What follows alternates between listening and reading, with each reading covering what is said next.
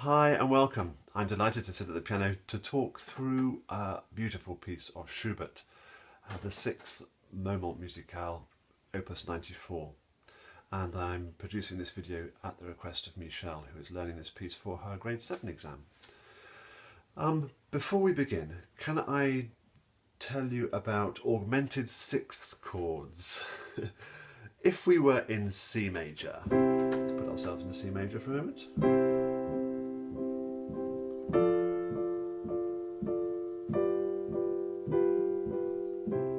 And if you were then to hear this sound, you get a sense of ooh. And that will traditionally resolve to take us back to C major. Now that ooh chord was this. I played an A flat. And from the A flat, which is the flattened sixth note of C major, I played the note an augmented sixth above that. 1, 2, 3, 4, 5, 6. F sharp. That is an augmented sixth. And there are several types of augmented sixth. To cut the story short, that's an Italian one. That's a French one, and that is a German one. Why they're called those nationalities, nobody really knows. The titles don't mean anything, don't associate them with the countries or composers from those countries, but we talk about them in those terms. So we have an augmented sixth chord, a German augmented sixth chord, as it happens. You may well look at that and think it's a dominant seventh, because it is. It's a dominant seventh of A built on an A flat, isn't it? It looks like a dominant seventh, but its function is very different. So let me play it to you once again.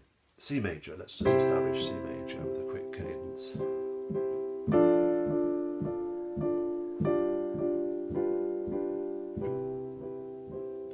And now the sound, which traditionally goes to chord 1C back to C major before a cadence back to C. Now I've explained that because I was in C major there for ease of working things out, and that augmented sixth chord was built on the flattened sixth note of the scale. Schubert is in A flat major. Now, slightly confusing because we're in A flat major. The sixth note flattened is got to be an F flat. Build augmented sixth. So in A flat major, that is the German augmented sixth. Do pause the video at any point if you want to. So that should be spelt as an F flat. Ugh. And that's exactly what we have Schubert doing here. He's spelling it as F flat quite often, quite rightly, because it's built on the flattened sixth. He's showing us his thinking. But at times, he actually moves into that key, so he spells it as E major, because F flat and E major are the same thing. Enough of that. Let's get going. I'm going to play it through now slowly, and we'll discuss details. A lot of it will be fingering. And there are a lot of options, I think. But let's work our way through. I'll come to the speed of the whole piece in a minute, but for now, let's just take it steadily. I think we definitely need 5 and 2 at the top there.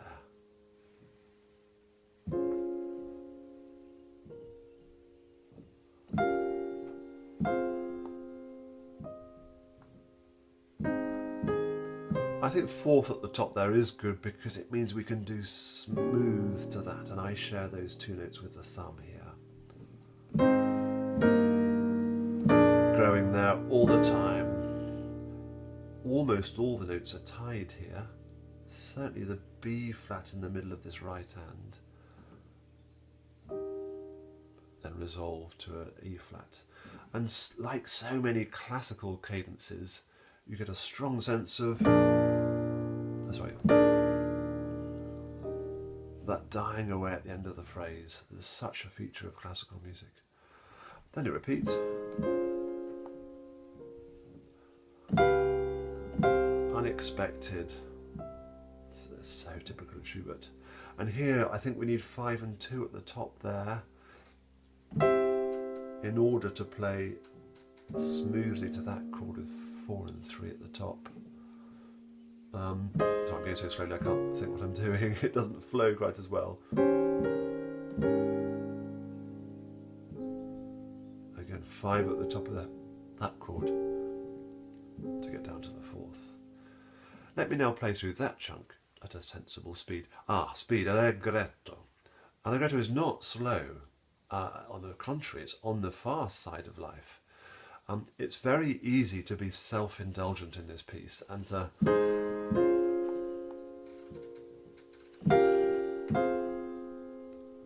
it's so beautiful. I think we need to be a bit wary of that and try and keep it moving on.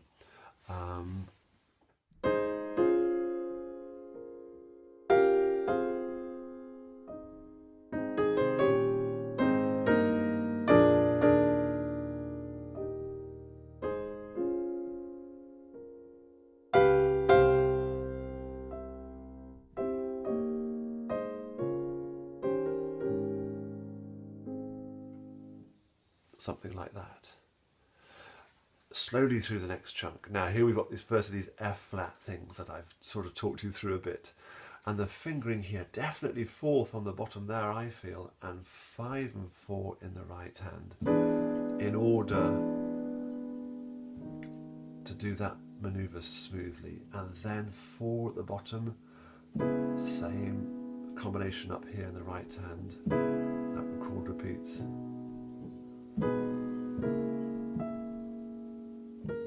And here, yeah, that 5th under there, quite awkward. And I tend to take the C flat with the right hand. I just always have. It would be foolish of me to do otherwise, but a lot of publishers suggest taking that note with your left hand. Well, why not? There's no reason not to. Then it repeats. Again, the sense of phrasing. And now we're going to not just visit F flat, but we're going to be in E for a while.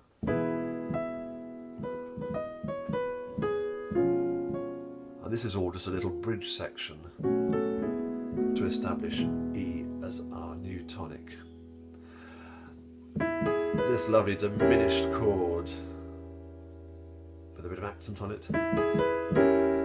Quite awkward to land on that cleanly, isn't it?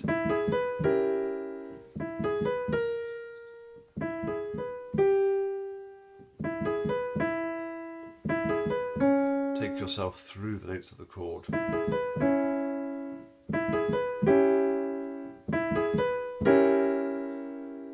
Gradually build it up so you know where you're going. Now these grace notes, there are lots of options. I think I used to play it so that they were both before the beat and I would land together like that. In my audition, it suggests this that I don't like very much, I have to admit. It suggests those two together, then adding in a D. So, I presume that arrives at the beginning. That seems a bit fussy. What I'm tempted to do, as now I'm revisiting the piece, is to land on all 3 together and they arrive with the left hand. I'm going to play it through in a minute and you'll see. And then Schubert repeats it. Why not when you've got good quality material? Sorry. So lots of options there. There's no right and there's no wrong, for heaven's sake. I think we just need to explore them, have a think, and play it as you wish to. I'm suggesting to you myself that I've changed my opinion. I used to do, but I'm more inclined to that now. Now let me play through that little section.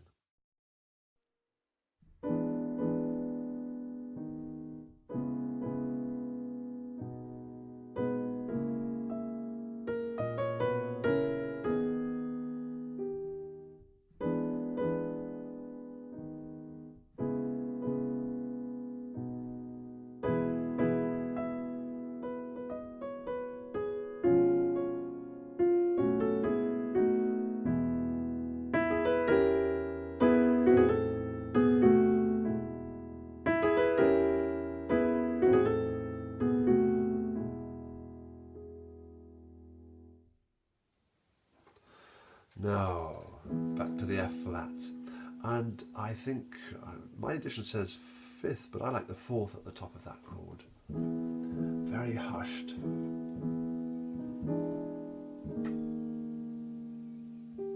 Makes sense 5 and 2 there, I think.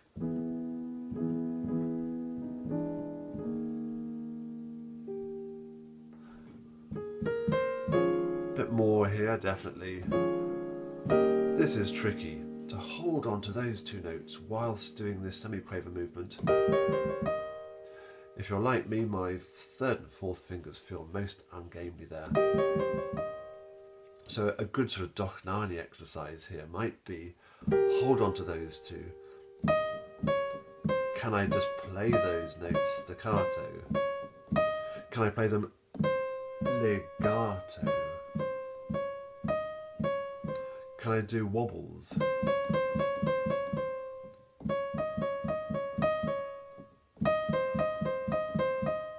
Can I do 4-note patterns?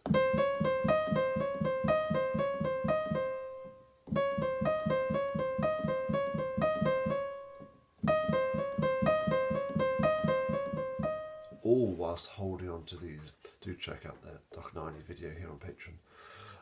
So that will help build up the strength, but it does feel awkward. But go for it. Try and hold on to those notes. That said, it'd be more important to get those clear and let go of those, because after all, we've got the pedal going. Let's go from the beginning of that line.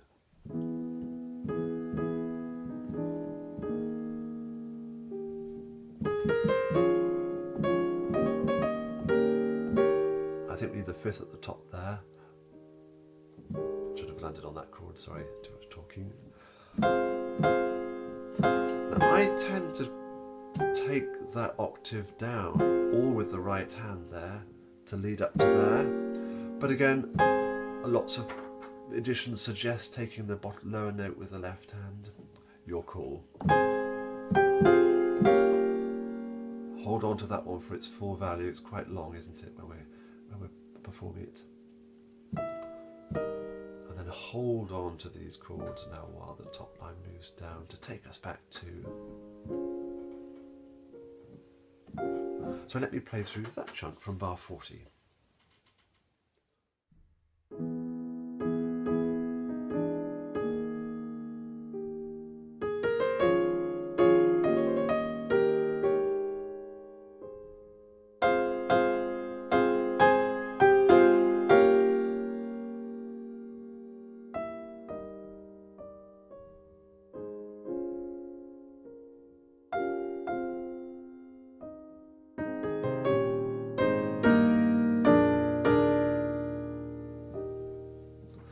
Now we've got this lovely chord. Schubert keeping us on our toes. This is really mature Schubert. I say mature Schubert, he died at age 31. So it's pretty much a safe bet to say almost all of Schubert's music was written in his 20s. Really quite astonishing when you think of everything he's done. And every piece is, well, certainly his later works, is so... I'm waffling.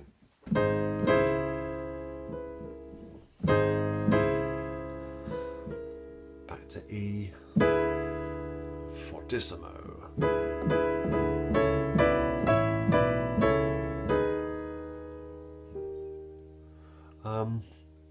He's doing that augmented sixth thing, moving from one chord. Exactly what's going on here, but in a slower way. Not much to report on this. Fourth finger at the top there, I think. I'm not doing the fingering, it says in my edition, but I'm happy with what I'm doing. These notes I share with both hands, 2 in each.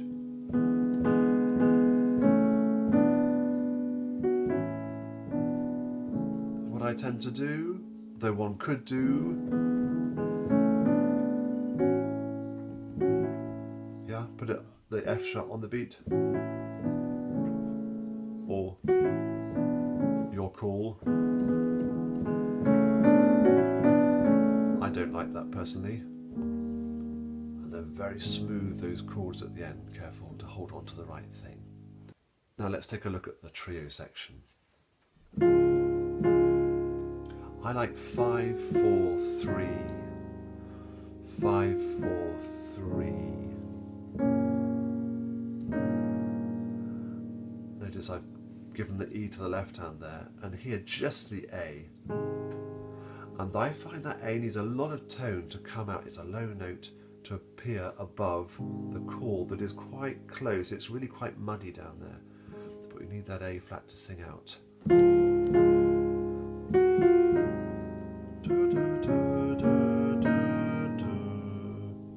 You've got to hear that clearly. Do sing along as you play too, practice. Now I tend to use lots of 5th fingers here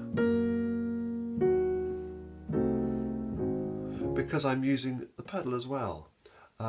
You could argue that, oh come on, we ought to be using our 4th fingers in some of those chords. Is it really worth it? Are you going to notice a difference? Let me try and play it all with 5th fingers. Shut your eyes if you want. Can you really hear they're not smooth?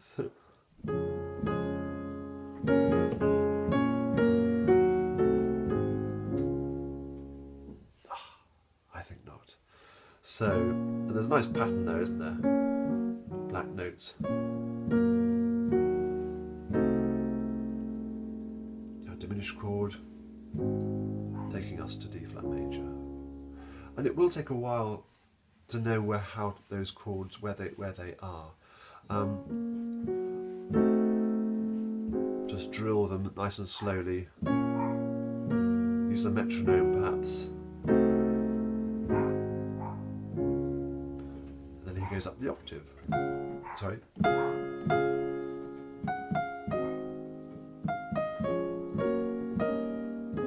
Exactly the same as before.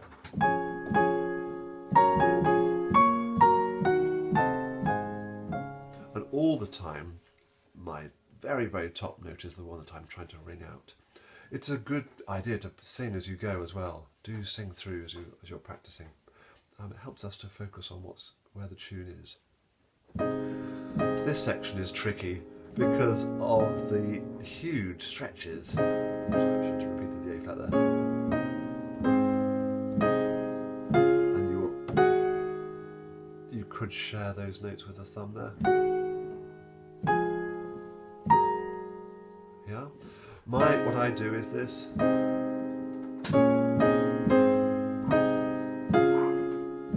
Because I can do that, that's comfortable for me. But that one I share the thumb. And I'm aware of covering all those 3 black keys there. And again, drill it slowly. Not an easy passage, this. And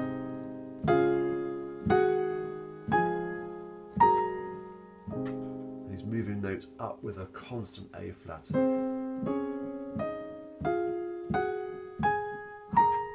Try and play that scale with an A flat.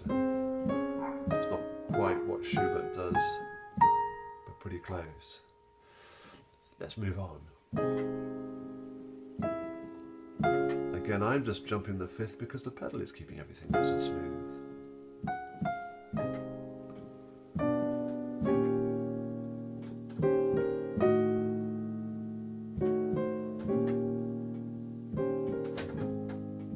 Underneath there.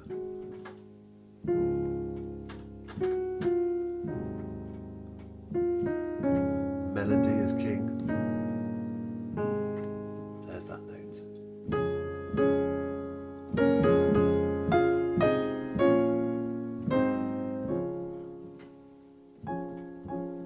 Why not? Why not play this bit quieter?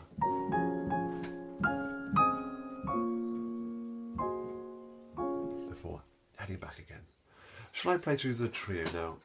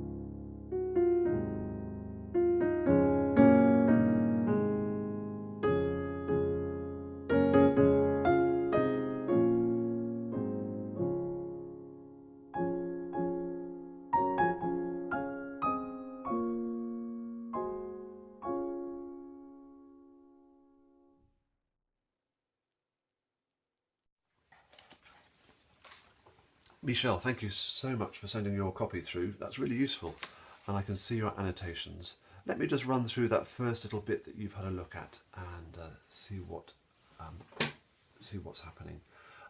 You suggested, is it 4 at the top there?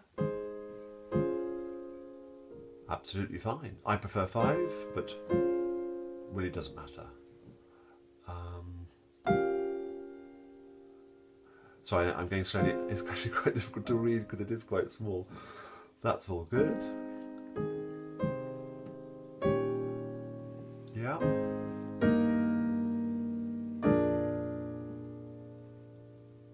Yeah, you've got the 5, you've changed the 4. I agree, absolutely. You know, why contort the hand so much? It's really not necessary. And you've got 4 at the top. Works really well. Yeah, absolutely.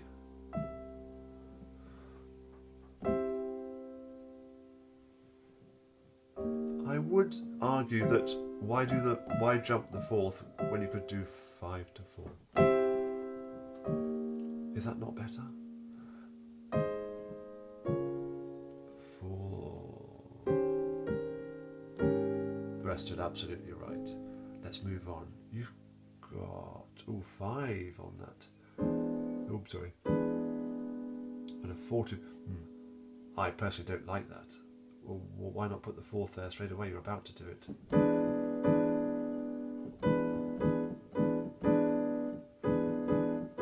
Is it really necessary to change finger? I would go straight for that from the word go. I think. Yeah, that feels uncomfortable to me, so I prefer the 4th there.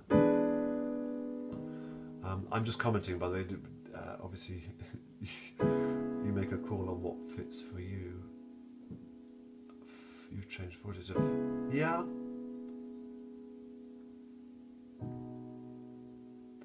Yeah, I prefer my fingering for that section, which was...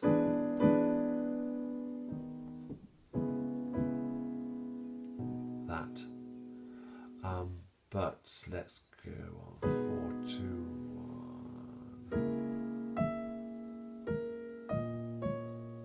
1. Yeah, absolutely. I'm not sure whether you're dividing the notes up there between the hands. Something like that. Yeah, that works. Make that smooth, that descent. You've got that swapping thing going on there. And then we're off into a bit that hasn't got so many scribbles on it. So yes. Oh, and that was very timely. One of my lights has just gone off. Michelle, do come back to me if you've got any questions. It's a wonderful piece. It's quite involved, quite difficult to read initially, getting one's head around all these flats and F-flats, but well worth it. It really is a gem of a piece. And I'm pleased you've got the edition with all of them, because they are all well worth the study, I think. My understanding is that this one, called Plainte d'un Troubadour, in your copy, he wrote them as separate pieces, or some of them, and then he pulled them together, calling them moments musicaux at a later stage. Bye bye for now.